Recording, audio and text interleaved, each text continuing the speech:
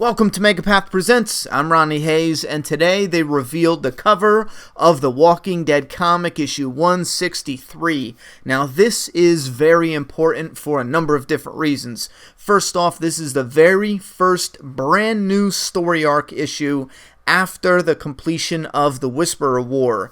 That's right. This issue will kick off a brand new story arc after the Whisperer War, which means the survivors have either been conquered or the Whisperers have been conquered. Now, a couple cool things I want to point out before we go into a couple loose predictions. Apparently, this is Image Comics' 25th anniversary, and the very awesome thing about that, if you notice on the cover, it says 25 cents. So to celebrate 25 years, I think there's a number of different titles. They're actually selling them for 25 cents, and this is incredible. I honestly can't believe they're doing something like this. I think this is so damn cool. 25 cents for a comic. Nobody has no excuses whatsoever to pick up a double of this issue. It should sell pretty damn good. I'm actually wondering if there's going to be some type of limit, to be honest with you. Now, with that said, there's also this and a few different titles like Outcast and Invincible and a couple others. Definitely go ahead and check out what other titles are available for a quarter for this special 25th anniversary. With that said, this has got to be one of the coolest covers that really hides a lot. Now, I know they pulled a fast one with the tagline for the issue 146, I think it was, with Negan and Alpha. The tagline was King and Queen, or Queen and King, something like that. Now, that tagline was complete and utter bullshit. You know, it didn't have anything to do with the story, and at the time, you could say, I mean, before the issue, you can say that that was the King and Queen as in the villains, but that's a very loose argument to make because we all know what happens after that. So, with that said, this tagline, somebody's definitely getting conquered. You can't have a war breakout and nobody be conquered. I do not believe it's the survivors. I would be very shocked if Rick died, but I do believe the Whispers are going to hit them very hard. The Hilltop, as we've seen, might not make it out of this. We have a cover that even suggests Rick Grimes himself might be killed, but I have a feeling this is symbolism. I mean, we could pull some very interesting symbolism to where the stuff that's happening with the Whisperers and the survivors needing to actually wear the skin suits at times to even defeat the Whisperers.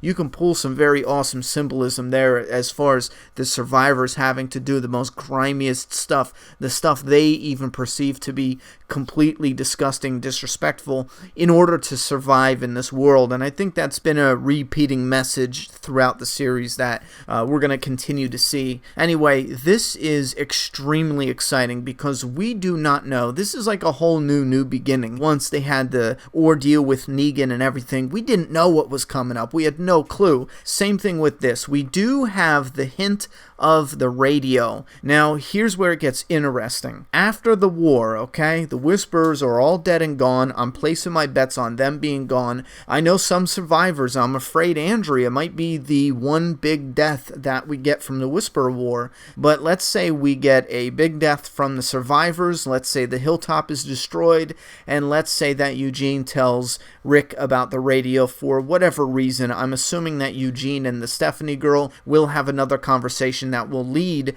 to something happening where they give up a location or a meeting area, somewhere they can meet that's maybe halfway. I don't know. It feels like that is a great distance for only one side to travel. But then I'm really actually hoping that we follow a story at Alexandria once in a while, but we follow a main group that's going to take some kind of recon mission out and explore this world that's been going on while they've been building a sliver of normalcy at Alexandria.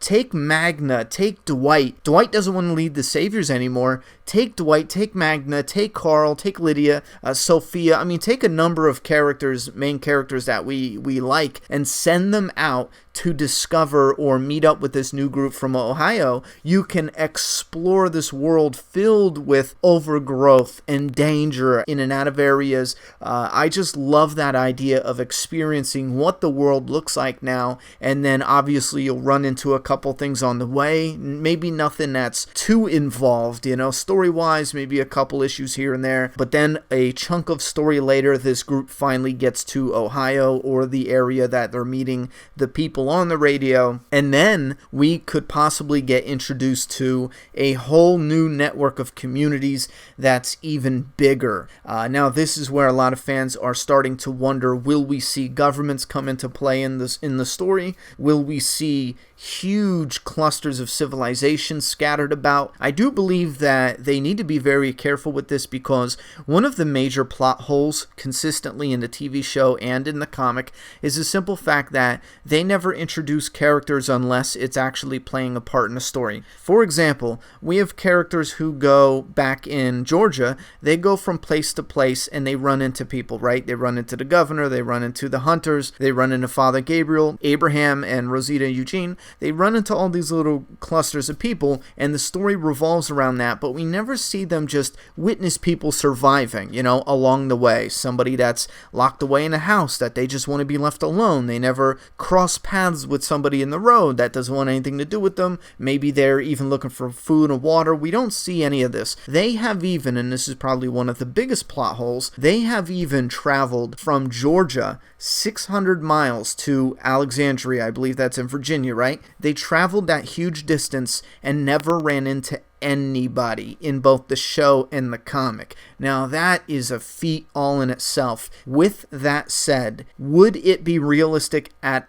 all for them to travel to Ohio and run into a few huge clusters of communities? This is one thing where The Walking Dead, I feel like, has consistently established the world is gone. There's nobody left, really. There's a sliver, a tiny, tiny, tiny sliver of people actually alive and existing out in the world. So I do feel like it's a slim chance we're going to see anything big with governments, but if we do, it's going to be one area. I'll be shocked. I'll question the story a tad if it's this huge network of communities, only because they would have to now explain why that area didn't seem to be hit as hard, why there's more people alive there than in other areas. I mean, maybe they have evacuation points. That's an interesting idea. That, now that I'm thinking about it, that might explain why the areas have been so barren. If they did have extraction zones where they took large groups of civilians to little communities to try and rebuild,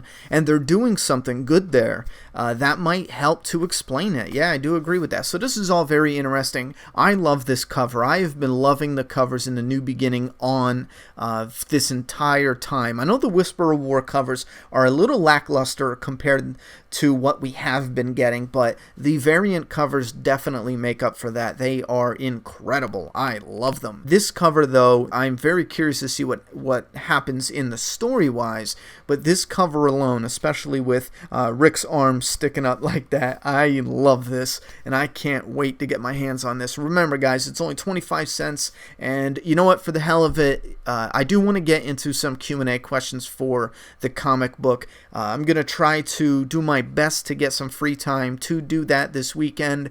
Leave some questions down below if you want to participate in a Q&A segment for the comic book, and I think this is a good starting point to really tackle some questions coming up in the world of The Walking Dead as far as the comic is concerned. Leave your questions down below, put Q&A first thing in your comment, and please do us a huge favor just to stay organized.